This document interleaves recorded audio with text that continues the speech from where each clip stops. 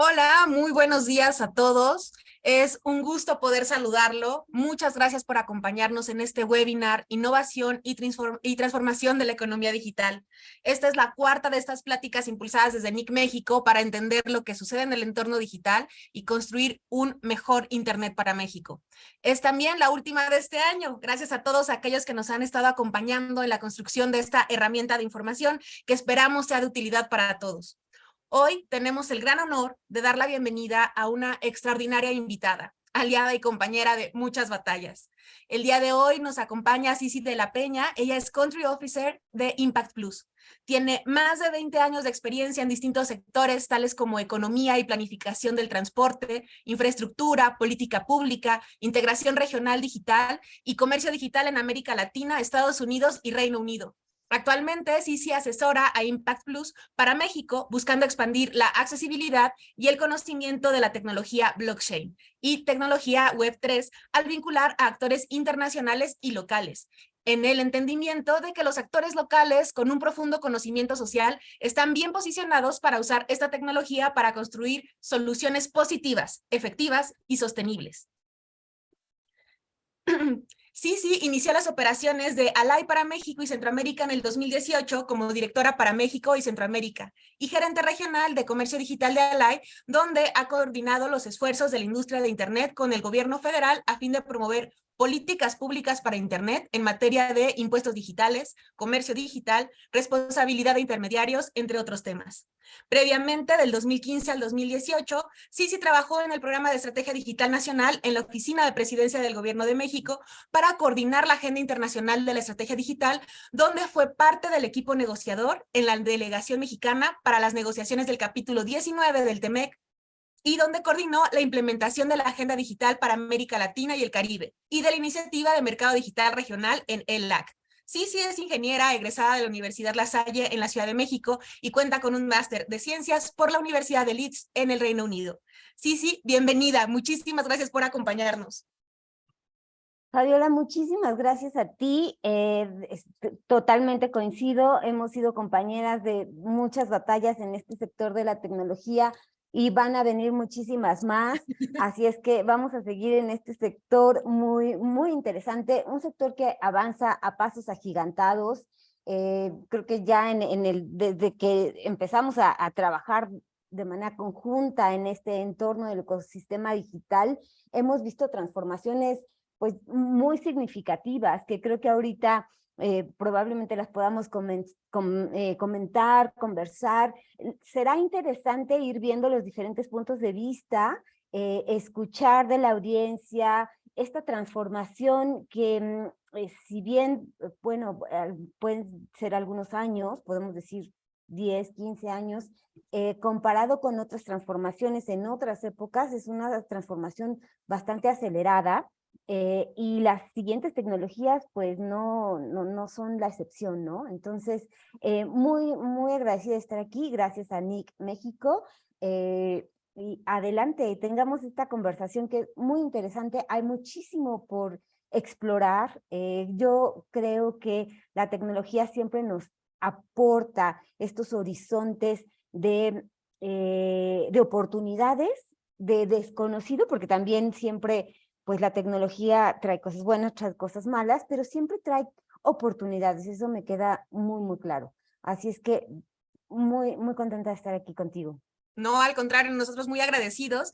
Y bueno, para comentarle a nuestra audiencia que así como la tecnología que se conforma con la participación de todos, así también lo va a hacer esta plática. Y vamos a poder escuchar sus preguntas y comentarios, o más bien leerlas, a través del espacio de Q&A que se encuentra en la parte inferior de su pantalla, donde les agradeceremos que nos dejen por escrito aquellos comentarios o aquellas dudas que vamos a ir tratando de sumar al momento de que nuestra ponente nos esté platicando, o de no ser posible, las sumaremos todas y en los 15 minutos finales haremos un gran esfuerzo para ser muy concisas y darle respuesta a todos sus comentarios. Si les parece bien, entonces comenzamos, y yo creo, sí, que tenemos que comenzar por algo muy básico, por poner nuestra estructura acerca del tema en el que estamos hablando.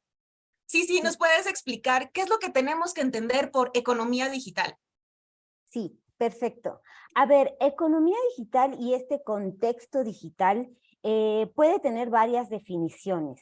En algunas alguna gente, algunas organizaciones o individuos pueden definirla como esta contribución que genera el uso de tecnologías de información y tecnología, bueno, de la información y la comunicación a la economía, ya sea a través de su propia evolución o a través del surgimiento de negocios digitales como servicios gratuitos de correo electrónico y de redes sociales, y además, pues el fenómeno que cada vez más crece en el contexto del comercio digital, referente o refiriéndonos a lo que es la compra-venta en línea, que permite tener acceso a una mayor oferta de productos a través de intermediarios que conectan a un oferente con alguien que ofrece un servicio, con alguien que compra ese servicio o producto. Esos serían como probablemente algunas de las definiciones. Podríamos también decir que la economía digital se refiere al uso de las tecnologías, como ya lo dije, de la información en estos procesos de producción de bienes y servicios, su comercialización, su consumo.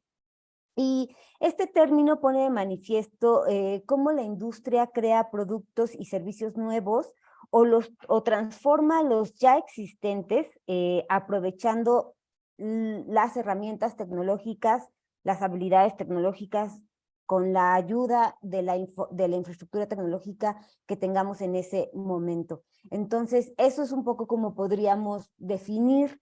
Por ahí, una de estas definiciones que yo les di es la definición que utiliza el INEGI, un poco como para hacer esta medición de lo que es la economía digital en el país.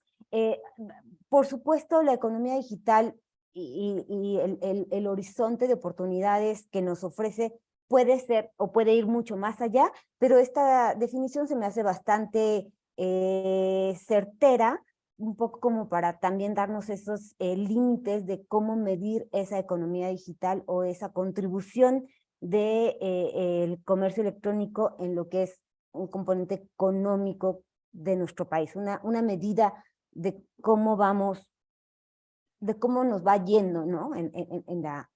Con la economía digital en el país.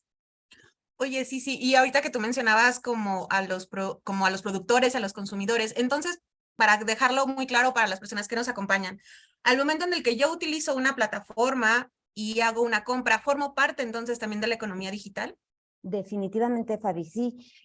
Definitivamente una vez que tú ya seas un oferente o un prestador de servicios o ofrezcas un producto, un servicio a través de una plataforma digital, tú ya estás inmersa y eres parte fundamental de cómo esa economía digital se va consolidando, se va formando. No importa que seas solamente un consumidor, al final de cuentas, consumes el producto, probablemente puede ser un producto físico, pero tú ya lo estás transaccionando a través de una herramienta digital, que en este caso es Internet, ¿no? Internet, una herramienta que, bueno, tiene infinidad de usos, ya probablemente más adelante hablaremos de ello, pero definitivamente al comprar o vender una pluma, un refresco, lo que sea, a través de una plataforma digital, tú ya estás contribuyendo y generando esa economía digital. Después hablaremos de servicios, ¿no? De servicios digitales per se, pero definitivamente. Y es que también en nuestra audiencia nos acompañan y también, de hecho, nuestra siguiente plática va a estar relacionada con el tema de las páginas en línea, porque como sabemos, nuestra empresa aliada aquí también hace esta promoción acerca de cómo un emprendedor puede tener acceso a una página y desde ahí hacer la oferta de sus productos o de sus servicios. Y pues temas que luego parecen como tan complejos como economía digital, resulta que somos parte integral de ella y que tenemos también nuestra necesidad de posicionar nuestra visión respecto de cómo debería de crecer o cómo debería de regularse, porque nos afectaría directamente. Y hablando de esto y hablando del INEGI, sí, sí, ¿nos podrías decir, México, cómo vamos? ¿En qué momento estamos de la economía digital? ¿Estamos al nivel de otros países? ¿Estamos rezagados? ¿Cómo es que nos ves? Mira, vamos a utilizar como la economía digital per se es un tanto difícil medirla de manera muy certera el dinamismo de lo que es per se la economía digital. Sin embargo, hay ciertos indicadores que nos podrían dar una referencia de cómo nos colocamos. Si empezamos de manera muy local con los datos que nos proporciona el INEGI y podemos decir cuánto es el crecimiento o la contribución del valor agregado al Producto Interno Bruto que el comercio electrónico ha ejercido en la economía mexicana, podríamos decir que en el 2013, o más bien no podríamos, el INEGI nos indica que en el 2013 la contribución del comercio electrónico al Producto Interno Bruto fue del 3%. En el 2015, 3.6, 2017, 4.6, 2019, 2020, estas son cifras que todavía están, tienen que ser, son cifras preliminares, pero 2020 se ubica en el 5.8. Por ahí el 2019 también se ubicó en el en 5.8. Ahí vemos probablemente un efecto pues de todos estos procesos que hemos estado atravesando, pandemia, donde la contribución al valor agregado bruto de comercio al por mayor, con comercio al por menor y otros servicios, se realineó, la estructura se realineó, pero de manera general podemos decir que del 2013 al 3% lo que contribuye el comercio electrónico, al 2020 5.8, es un crecimiento significativo. Tomemos ese rango para medirnos en cómo hemos ido avanzando de manera interior.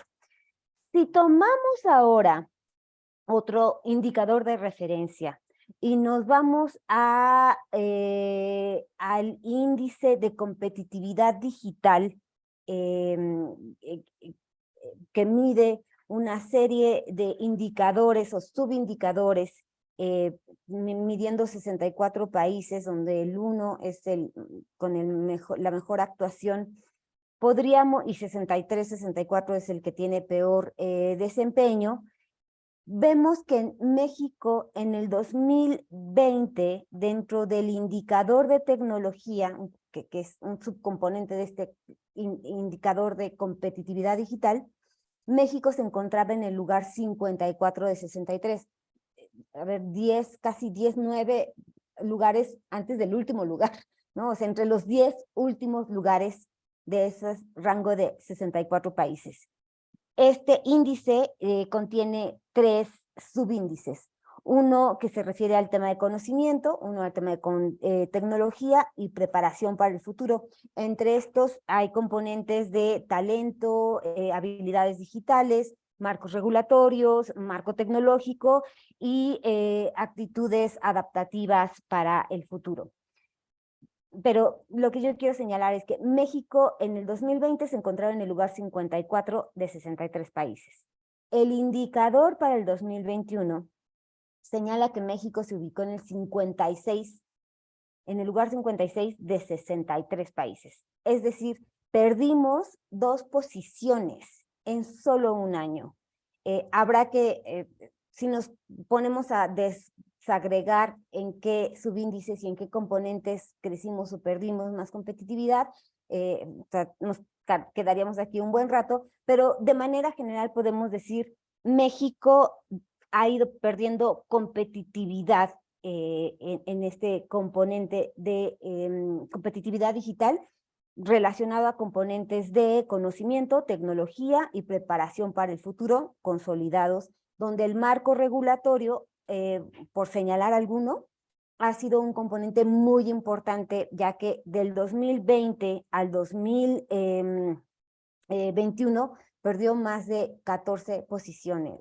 Perdón, del 2017 al 2021 perdió más de 14 posiciones en este subindicador, en este componente de tecnología, cosa que es muy importante. Los marcos regulatorios son pues estos oportunidades que el gobierno proporciona para que una economía digital, con todos los componentes que esto incluye, se desarrolle de menor o mejor manera. Entonces, eso es un poco lo que yo quería señalar en este componente.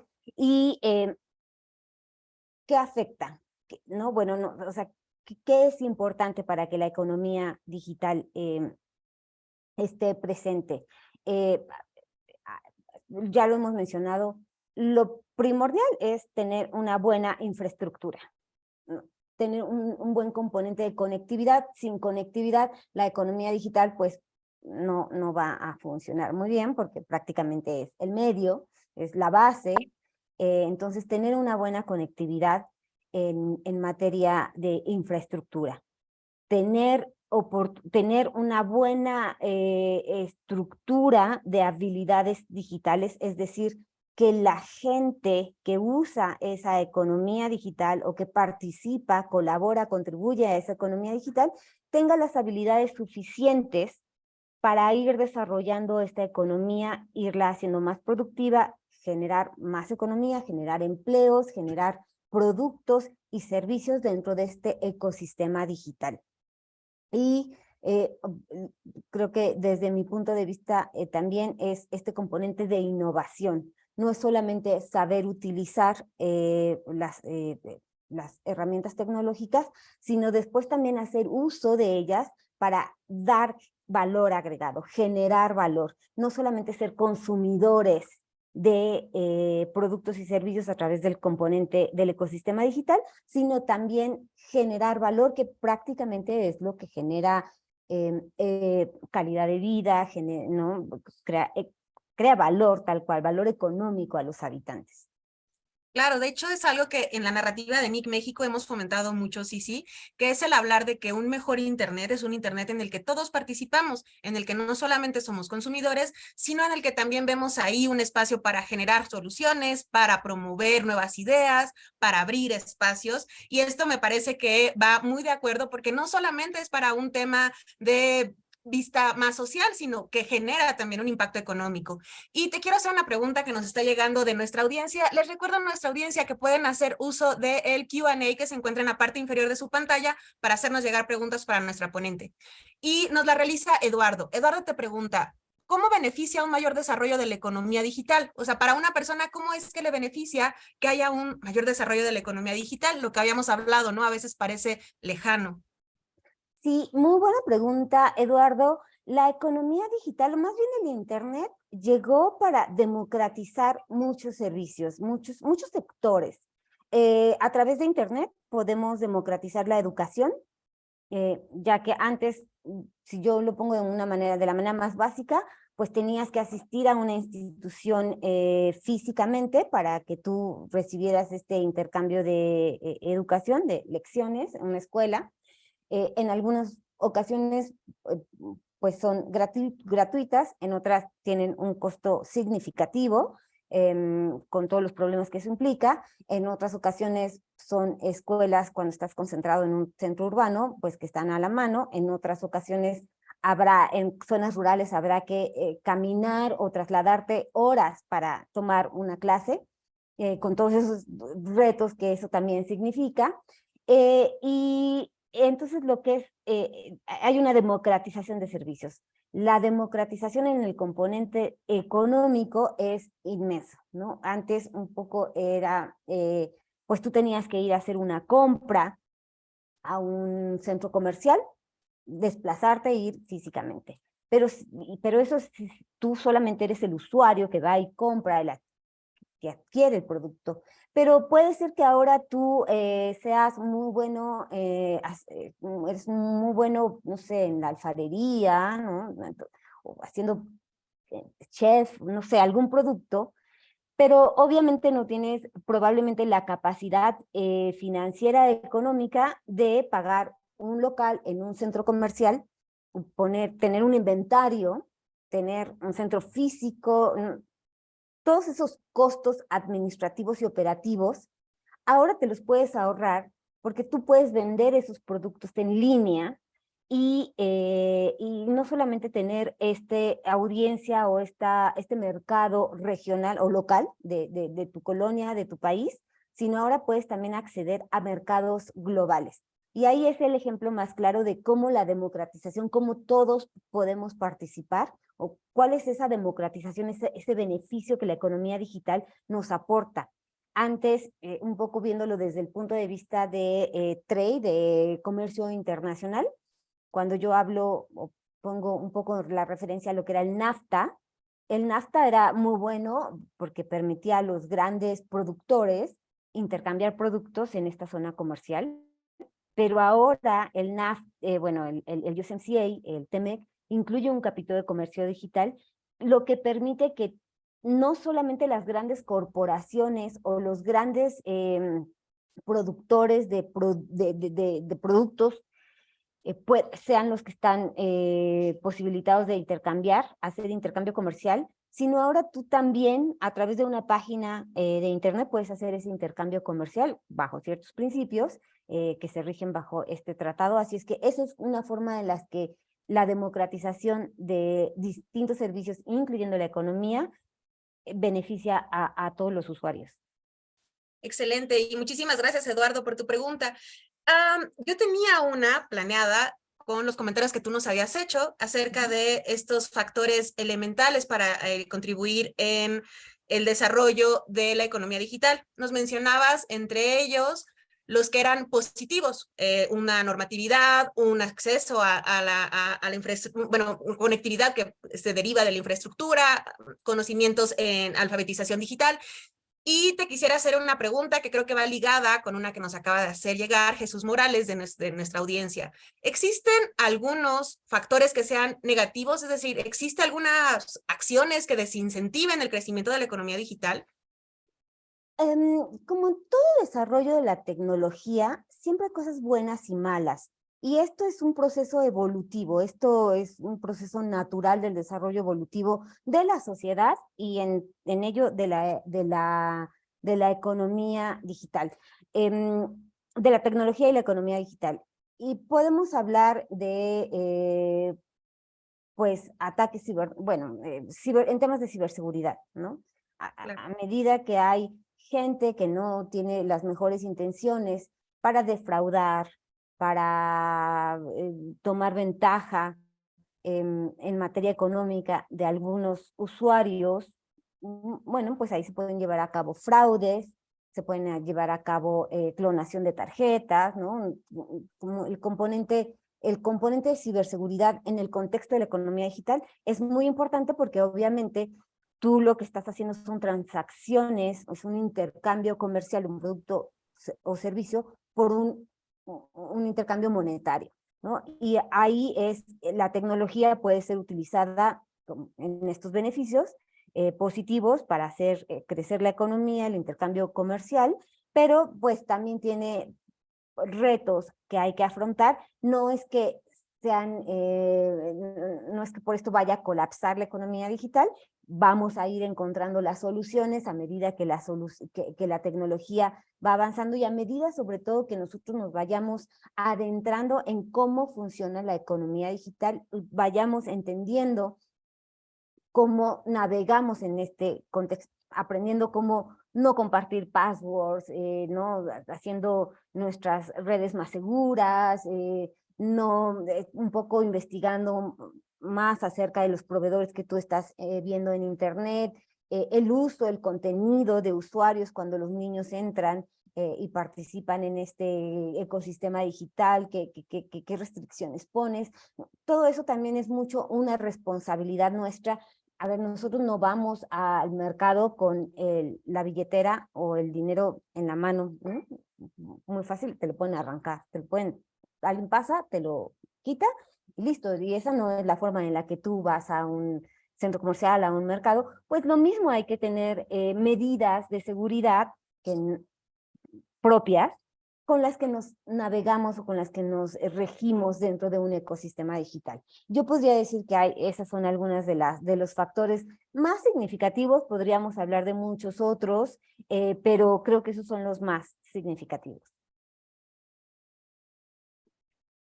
Excelente, muchas gracias. Y te hago la pregunta ahora sí de Jesús Morales. Y él te pregunta, ¿sabes si se tiene algún plan por parte del gobierno para poder empujar la economía digital en el país?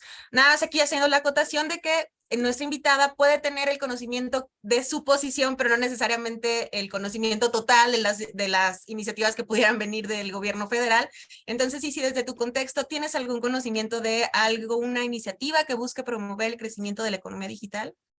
Bueno, el gobierno en México, como en muchos otros gobiernos de Latinoamérica y alrededor del mundo, están obligados a implementar planes de desarrollo de manera estratégica y sobre todo a fomentar políticas públicas enfocadas al desarrollo de la economía en general, y ahora que el tema de ecosistema digital entra en la mesa, pues incluyéndolas.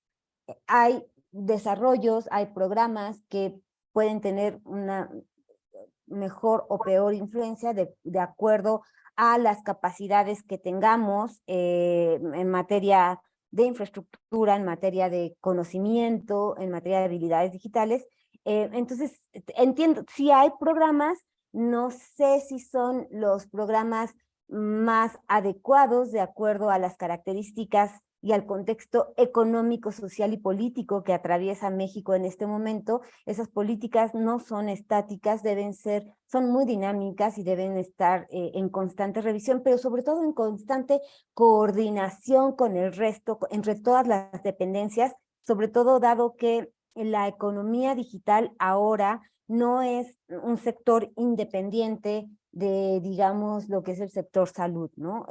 El contexto digital es este paraguas en donde el sector salud tiene un componente digital, el sector educativo tiene un componente digital, el sector de economía tiene un componente digital, todos los distintos sectores ya tienen un componente de digitalización y debe haber una sombrilla que desde un contexto muy estratégico, un marco de política pública, abarque todo. Y el reto es en saber identificar y tener esa dinámica flexible para poder ir adaptándonos. Probablemente en México sigue encontrando la ruta y estos retos que se enfrenta el mundo, no solo México, sino el mundo de manera general.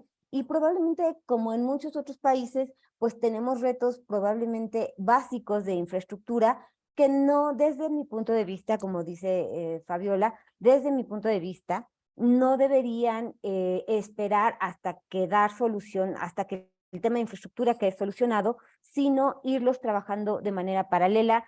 Ese es un reto. Podríamos estar aquí otras 5 horas hablando de eso, pero bueno, sí los hay, no sé si son los más adecuados, eso hay que pues comentarlo.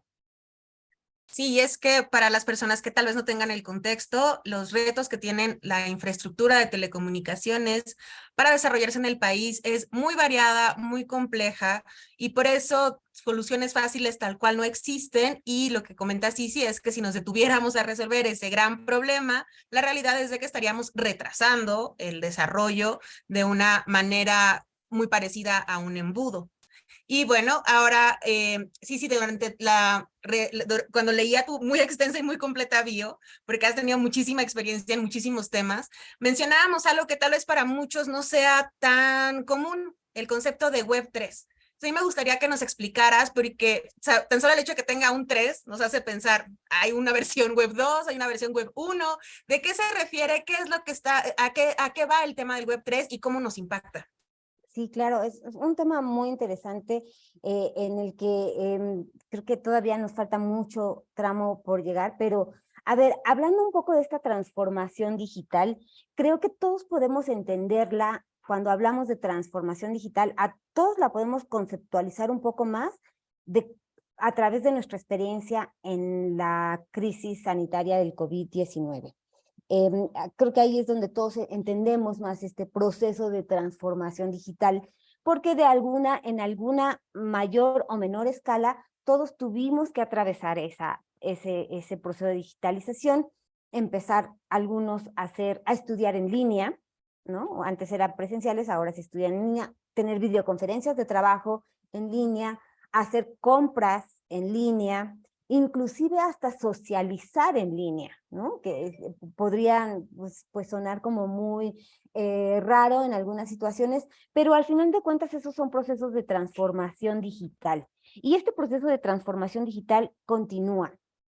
No es algo que podamos decir, ya lo alcanzamos, o solamente estudiamos un poquito más en este sentido y listo. Em, Ese proceso continúa y es un poco el desarrollo de la tecnología y cómo lo vamos absorbiendo. A ver, voy a retomar un poquito como el contexto de lo que decíamos que es economía digital, en donde la economía digital puede abarcar desde servicios financieros, hasta nuevas formas de contratación de servicios que cambian el papel de los proveedores tradicionales, productos entregados de manera gratuita, o productos de delivery, un producto digital que al final de cuentas un viaje, ¿no? Un viaje a través de una plataforma digital, etcétera. Em, eh, y esta transformación digital que como yo mencionaba, la conceptualizamos de manera más concreta a través de la pandemia, pero la hemos venido teniendo desde hace muchos años. Hay mucha gente muy joven en este foro, pero para gente como yo, que prácticamente nació o tuvo que experimentar inclusive la introducción de Internet per se a su vida, hemos tenido este proceso de transformación digital desde varias etapas y aquí quiero mencionar un poco lo que podríamos decir que es la web 1. En la web 1, que muchos de ustedes ya no la experimentaron, pero la web 1 que se da más o menos, tú, Fabi, me dirás si bueno, tú también eres mucho más joven que yo, pero entre los... Gracias por eso, pero te he de contar, sí, que entre nuestros asistentes se encuentran parte de las personas que fueron el de los primeros equipos que trajeron internet a México. Dicen por ahí Justo. que uno se cruzó con el cable del río Bravo hacia acá, así que algunos de ellos iban a tener el contexto. Sí, justo eso es lo interesante, además de hablarlo en este foro donde obviamente cero soy experta en ese componente, aquí habrá mucha gente que pueda contribuir, pero si me permiten como sintetizarlo o sumarizar, resumirlo en estas etapas. La web 1, que va entre los años 90 y 2006, me corregirán los colegas que tienen más conocimiento de esto, que era una etapa de introducción del Internet de un read-only, ¿no? Lo que le llaman la democratización de la información a través de una red. Solamente era intercambio de información. Y estoy un poco poniéndolo desde el contexto donde yo empecé. Hay todavía una etapa mucho más atrás, que los expertos que están acá sabrán cómo se formó esa red, pero ya como gente normal que tiene acceso a la web 1, como yo, consumir la información, era el read-only. Y muchos de estos estaban como gobernados por protocolos abiertos, HTTP, SMTP, yo no soy experta, pero me confirmarán, es decir, una democratización de la información, donde era justo por la infraestructura que existía, el tipo de tecnología que teníamos, tecnología 2G, ¿no? Era pues como, inclusive tú te conectabas a internet a través de un módem de teléfono y el típico, hay muchos que no saben, pero era el ruido, ¿no? El trin, y si tu mamá levantaba el teléfono, ya te cortaba la conexión y no tú tenías una capacidad de subir y bajar información que se tardaba años, pero bueno, ya estabas ahí, en el internet, ¿no? Eso podríamos decir que es la parte de la web 1, donde tú leías información, ya tenías acceso a esta información. Luego podemos decir que viene a mediados de los años 2000, de los 2000, viene el proceso de la web 2. En la web 2 ya hay esta interacción de read and write. Los usuarios empiezan a interactuar con otros usuarios a través de intermediarios, como son las plataformas o redes sociales o plataformas de marketplace para hacer intercambios comerciales de productos y servicios, Airbnb, Uber, Twitter, Facebook, Amazon, en donde estos usuarios generan o consumen contenido o intercambian productos a través de estos intermediarios que recolectan los datos de los usuarios y prácticamente por las términos y condiciones, en la forma en la que opera el modelo de negocios, son dueños de los contenidos que los usuarios van generando y utilizando. Es decir, aquí también dentro de estas dos fases, el modelo se basa mucho pues en lo que ya conocíamos, que era este modelo de de la publicidad, ¿no? Entonces, la información no solo viene, ya en la web 2, la información no solo viene de los que publican, o sea, una institución, una organización de generación de noticias, sino ya también son los usuarios los que empiezan a generar información y contenido. Se hace una web interactiva, los gráficos, videos, también se apoyan o se empiezan a distribuir un poco más gracias a tecnología 4G, 5G, ¿no? Por ejemplo, pensar en la web 1, intercambiar un video live, era, o sea, ni se pensaba, porque no tenías la capacidad tecnológica y de infraestructura para hacer eso, pero la web 2 ya hace eso. Entonces, aquí la web 2 la web es interactiva con un incremento, y dado los modelos de negocios, porque se crean estas plataformas específicas donde los usuarios utilizan lo que le llaman los network effects o las economías de escala, porque entre más usuarios, pues más popular es la plataforma, más intercambio tienes de este contenido, pues entonces empieza a haber un incremento en la concentración del poder de algunos intermediarios, pero pues prácticamente los usuarios son publishing, o sea, son publicistas o hacen generación de contenido y hay una democratización de esa información, a diferencia de la web 1, donde solamente leías información de generación de noticias o de ciertos organismos, tú ya también puedes generar esa información, no solo escrita, visual, auditiva. Si hablamos entonces ahora un poco de lo que podríamos llamar la web 3, ahora la web 3 es un movimiento muy interesante, un movimiento donde si antes decía web 1 es read only, web 2 es read and write, la web 3 es read, write and own, lectura, participación, contribución, pero ahora sí ya es un componente de propiedad del usuario, del que genera el contenido, no solamente propiedad de aquel intermediario o aquella estructura que es el intermediario y que tiene ganancias significativas por ese contenido que se está intercambiando en su modelo de negocios. Y esa es lo interesante. Ahora, la tecnología que viene detrás, un poco la tecnología base, el concepto base, que es cripto, con tecnología blockchain, y después los usos que esto puede tener, es infinita, es muy grande. Los usuarios en este nuevo componente de Web3, a través de un sistema de manera muy reducida, lo estoy comentando, de tokenización, les permitirá al usuario participar y sobre todo esa democratización de la propiedad de ese contenido que tú generas. Entonces estamos hablando de, por ejemplo, NFTs para temas, ya sea temas de arte, pero puede ser aplicado a cualquier otra innovación tecnológica o cualquier otro modelo de negocios que esto pueda ser utilizado o que pueda ser desarrollado en este nuevo componente.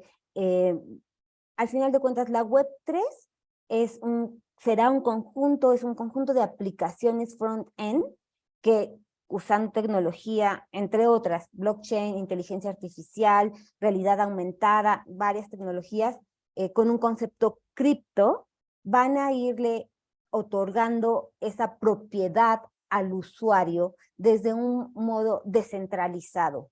Es decir, ya la centralización no queda en los dueños de una plataforma, sino ahora está democratizada, esa propiedad está democratizada en los usuarios. Y ese es lo interesante de este desarrollo, de esta transformación tecnológica que podemos ir bueno, que debemos ya ir estudiando, en la que debemos estar inmersos. Y aquí a mí me gustaría además señalar otros componentes de esta nueva tecnología, o bueno, de este nuevo movimiento Web3. Mucho se hablaba en la Web2 que para tú poder tener un emprendimiento digital que tuviera mucho éxito, o los ejemplos nos han demostrado que muchos de esos emprendimientos digitales tuvieron la suerte de tener venture capitals o financiamiento, porque estaba Silicon Valley, ¿no? Y se desarrollaron muchos de estos modelos de negocios innovadores se han desarrollado en estos entornos donde los venture capitals están disponibles para los emprendedores. Latinoamérica ha tenido afortunadamente, y hasta cierto grado, como también una fortuna de tener una inyección de venture capital. Pero, ¿qué pasa con aquellos países y aquellos emprendedores donde los venture capitals no están disponibles? Donde el acceso al financiamiento no es tan fácil porque no tienen un sistema bancario, un sistema de préstamos, un sistema un ambiente financiero regulatorio, un ambiente general que permita la creación de esos nuevos modelos de negocio. Y aquí es donde componentes o procesos o actividades dentro de la Web3 entran o tienen, a través de tokenización, por ejemplo, pueden jugar un papel muy importante. Excelente. Oye, y vamos a hablar acerca de estas nuevas tecnologías como la que me comentaste, y voy a cambiar tantito la dinámica para ahora hacer la pregunta a nuestra audiencia, acotándolo a un ejemplo que pudiera ser el más claro, el concepto de metaverso. ¿Quién de nuestra audiencia, levantando la mano con el apartado de Raise Hand que se encuentra en la parte inferior de su pantalla, han tenido un acercamiento al metaverso o tienen una idea acerca de qué es el metaverso? ¿Nos pueden ayudar con eso, por favor? Y mientras tanto, me gustaría mucho que tú, sí, nos explicaras qué es el metaverso y, por ejemplo, en la realidad actual, en el momento actual, ¿cómo es que hemos visto esta adaptación, por ejemplo, para un tema muy común para nosotros actualmente, el home office?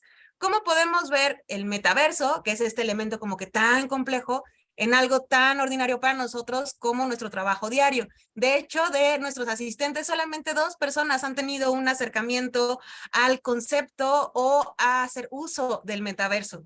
¿Cómo hacer esto? ¿Es normal? ¿Deberíamos estar más instruidos, tal vez más cercanos? Muchas gracias a nuestros asistentes por participar. Si quieren bajar la mano, gracias.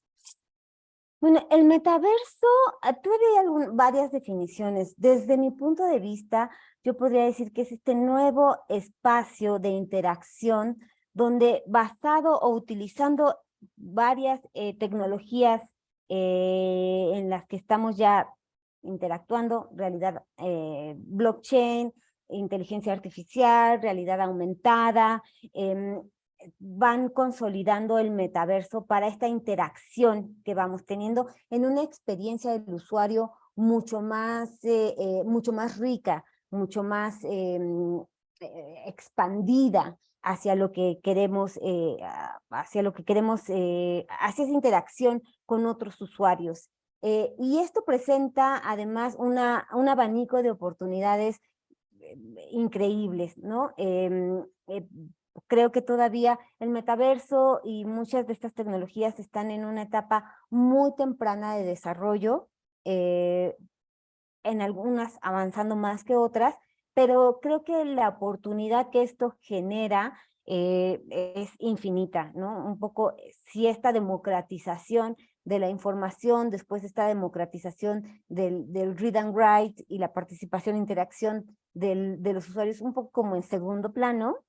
Ahora en el metaverso estamos ya como en el tercer plano, ¿no? Como en esta, que podrías, haciéndolo de una manera muy análoga, pues sí es ya en una tercera dimensión, donde tú experimentas ya esa convivencia o esa interacción con otros usuarios, con tecnologías mucho más avanzadas que te permiten llegar con productos y actividades y experiencias mucho más reales, ¿no? Ya no te quedas tanto en esa, solamente estar el scrolling down en tu pantalla para ver las fotos de alguien que tuvo un viaje o de alguien que pues, se la pasó bien en la fiesta.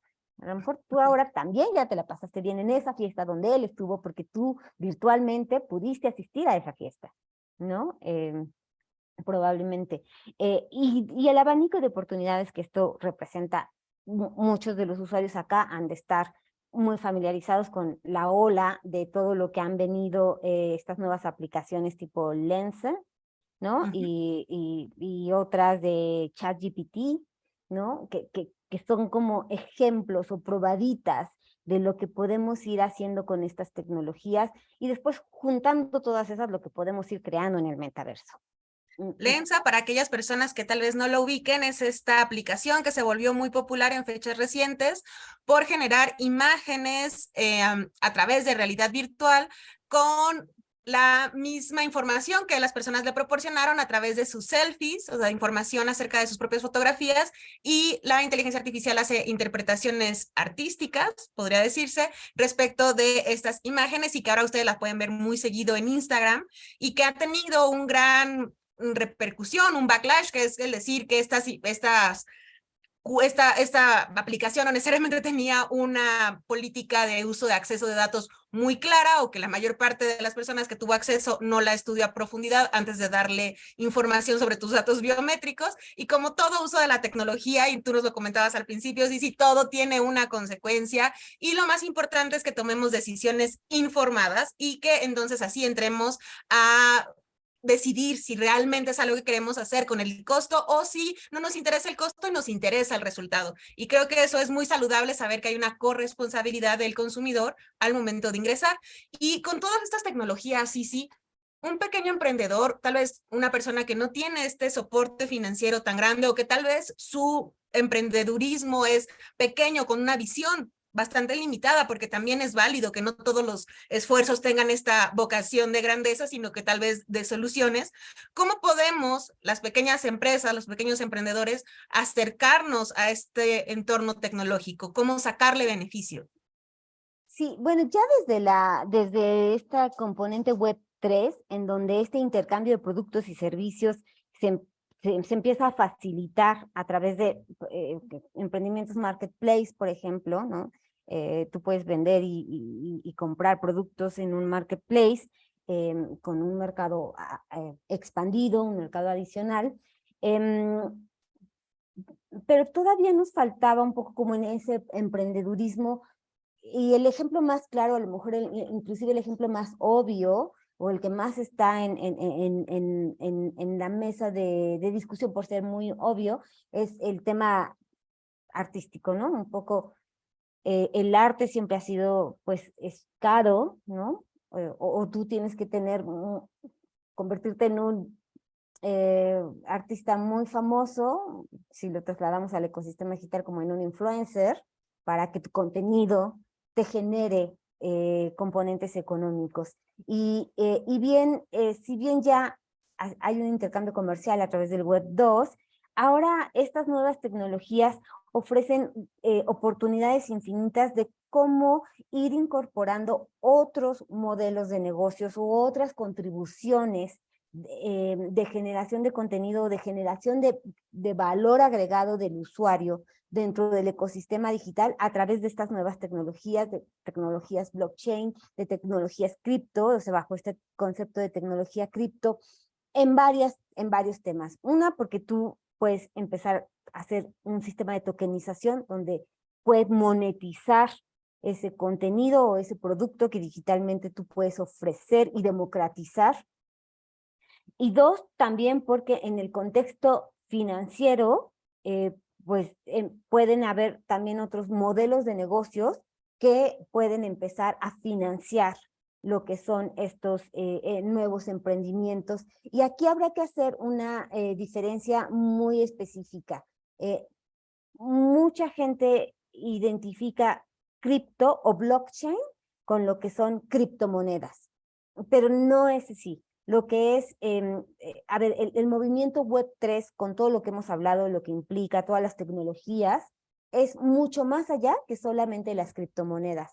Si bien tecnologías tipo blockchain basadas en el concepto cripto se han desarrollado más en un ecosistema financiero que surgió a partir de esta crisis del 2008, muchos probablemente ni siquiera tampoco supieron o la experimentaron, yo sí, estas malas experiencias de malas regulaciones o de falta de confianza en el sistema financiero bancario, entonces empezaron o surge lo que es la criptomoneda, el Bitcoin, ¿no? Bajo un white paper, la historia creo que muchos la sabemos, si no luego la comentamos, pero aquí es donde este tipo de tecnologías basan primero el uso en el sector financiero, donde ya empezamos a descentralizar. Obviamente es un mercado que todavía tiene que crecer mucho, como en muchos sectores, y en el financiero no es la excepción, probablemente a lo mejor el más atractivo porque maneja dinero. Hay actores buenos, hay actores malos, toman ventaja, hay actores que están por un tema especulativo, ¿no? Entonces distorsionan un poco, hacen sesgos en el desarrollo de estos sistemas financieros, pero la tecnología, las tecnologías que ahora se van o que vamos a estar o que estamos ya experimentando en la Web3 van mucho más allá de lo que es un sistema de criptomonedas, sino es crear valor agregado, dar valor agregado, darle ownership a muchos emprendimientos, por lo que yo entonces sugiero a través de tokenización y devolverle este poder al usuario, no centralizar ese poder en ciertos organismos o ciertos emprendedurismos digitales, sino devolverle, democratizar ese poder en el ecosistema digital al usuario per se, ya sea que consumas o ya sea que produzcas contenido o valor agregado a través de algún servicio. Y creo que esa es una buena sugerencia. Si nos regresamos un poco al inicio de nuestra conversación, algo que va desarrollando la economía digital y la transformación digital es ir contando con habilidades digitales. No solamente habilidades digitales básicas de cómo saber operar un celular, que probablemente en temas generacionales para algunos todavía es un reto. Después vienen habilidades intermedias y ahora como emprendedores, sobre todo a estos nuevos emprendedores, podemos ir teniendo o adquiriendo o al menos entendiendo cómo se dan estas habilidades digitales más avanzadas para poder crear valor e ir desarrollando la economía digital de nuestro país, de nuestra sociedad, en este caso México, cómo podemos ir inmersionando. Y la verdad México está muy bien posicionado en el desarrollo. A ver, este tipo de charlas, este tipo de organizaciones como NIC México que son tan abiertas a compartir el conocimiento y que además tienen un conocimiento, ya lo decía Fabi, fueron los que cruzaron el cable de internet, ¿no? En el río. O sea, de verdad hay mucho valor de conocimiento, hay mucho de dónde explotarlo.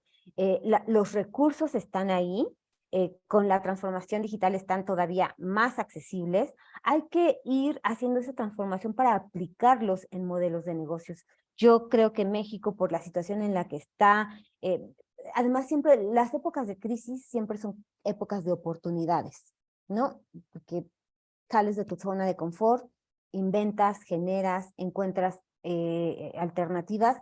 Así es que yo creo que México y los emprendedores digitales mexicanos están en una posición espectacular para crear.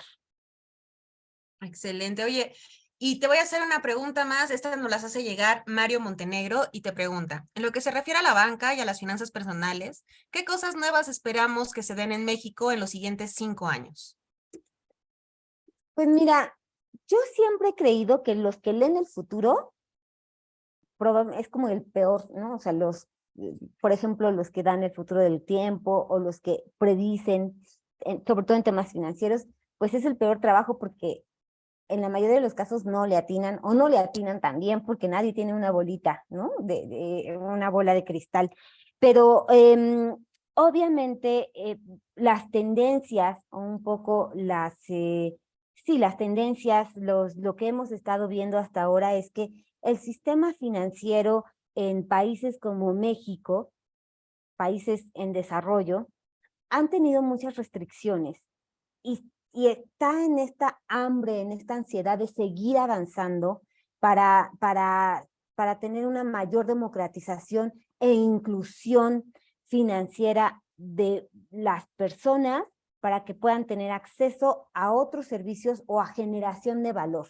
Y entonces en el sistema financiero creo que todo lo que estará relacionado a este movimiento Web3 va a tener ya está teniendo una participación significativa. Ya las grandes corporaciones, Mastercard, Nubank, están ya inclusive incursionando o haciendo aplicaciones en el sistema Web3, me refiero a monedas digitales. Mercado Libre inclusive ya sacó su propia moneda digital, o estaba como en ese proceso. Nubank está asociada con blockchains tipo Polygon o como Polygon para también generar o entrar a aplicaciones y herramientas dentro del ecosistema Web3.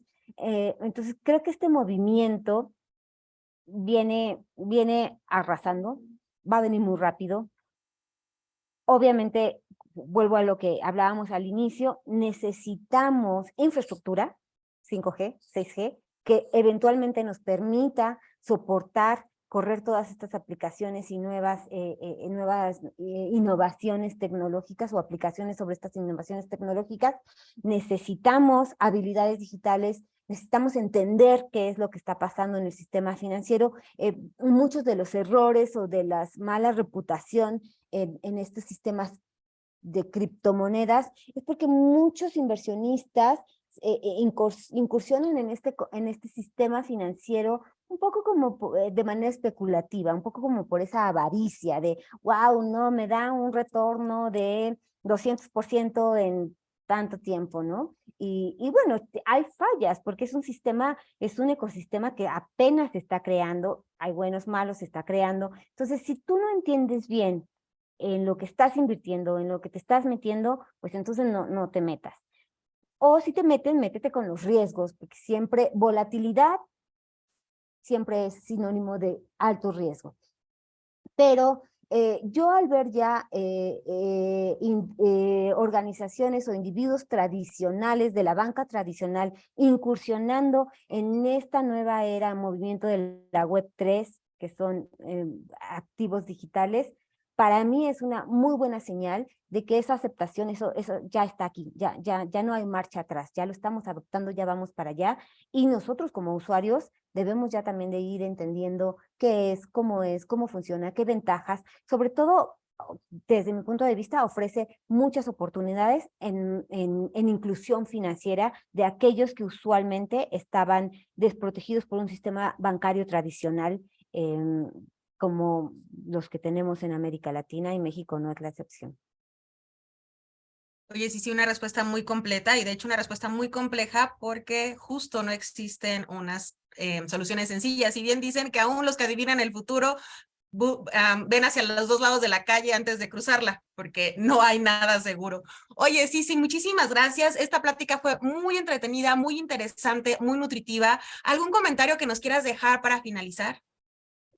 Bueno, primero agradecerles, qué bueno que tengamos estas charlas, este intercambio. Además me encantó la forma, la dinámica en la que pudimos ir incorporando la participación de la audiencia. Ojalá esto se diera de manera más regular, ¿no? Los típicos eventos en línea que se vayan haciendo más dinámicos. Yo lo que diría es, a ver, la tecnología siempre y el proceso de adopción siempre ha sufrido estos procesos de miedo a lo desconocido, ¿no? Y para mí siempre es como, hay que arriesgarnos. Todo el mundo tiene un grado mayor o menor de riesgo, todo el mundo percibimos, de acuerdo a nuestras posibilidades y la situación en la que nos encontramos, percibimos el riesgo de distinta manera. pero el riesgo y la incertidumbre siempre hay que abrazarla, hay que adoptarla y ver hacia adelante, porque el abanico de oportunidades que ofrece la incertidumbre, la tecnología, en este caso si lo quisiéramos llamar así, es infinita y es mucho mejor, los beneficios son mucho mejores que quedarnos en el lugar donde estamos. Entonces yo lo que diría es, vayamos por ello. México tiene todas las posibilidades para arrancar, incursionar en esta transformación digital, no solamente ir desarrollando o fortaleciendo la economía digital en la web 2, pero ahora sí también tenemos muchas oportunidades para hacerlo en la web 3. Y yo eso es lo que a mí me gustaría ver, un país vibrante en este nuevo ecosistema digital de la web 3. Muchísimas gracias, sí, de nueva cuenta. Esperemos tenerte seguido con nosotros y seguir construyendo estas pláticas. Y bueno, en NIC México estamos muy agradecidos y honrados por haber tenido la oportunidad de llevar a cabo este nuevo webinar. Agradecemos, como ya lo comentamos, a nuestra invitada, pero sobre todo a todos nuestros asistentes que hicieron parte de esta plática. Les recordamos que tenemos una serie de webinars que estaremos presentando de manera mensual y los invitamos el próximo 24 de enero con el tema La importancia de contar con un dominio web en la estrategia digital de tu negocio, en donde nos estará acompañando Daniel Rivera, a quien hemos tenido la oportunidad de escuchar como parte de distintos programas de radio. El horario será a las 11 de la mañana, de la misma forma que el día de hoy, así que por favor, al final también apóyenos contestando la encuesta para saber qué otros temas hay que seguir tocando, qué horarios les gustan más y así seguir construyendo nuestro planilla del siguiente año. Ustedes pueden acceder a esta plática a la que hoy nos acompañó Sisi, así como a todas las anteriores, en nuestra página web de YouTube en NIC México, así todo corridito, o también los invito a dar seguimiento a nuestras redes sociales donde estaremos avisando de nuestra siguiente agenda y nos encuentran como NIC México en Twitter, todo corrido una vez más, y NIC México en Instagram, Facebook y LinkedIn. Muchísimas gracias a todos, ha sido un gusto saludarlos, muchísimas gracias de nueva cuenta, Sisi. Muchísimas gracias, Fabi, gracias, Nick, México, y un abrazo, bueno, un saludo a todos. Gracias. Hasta luego.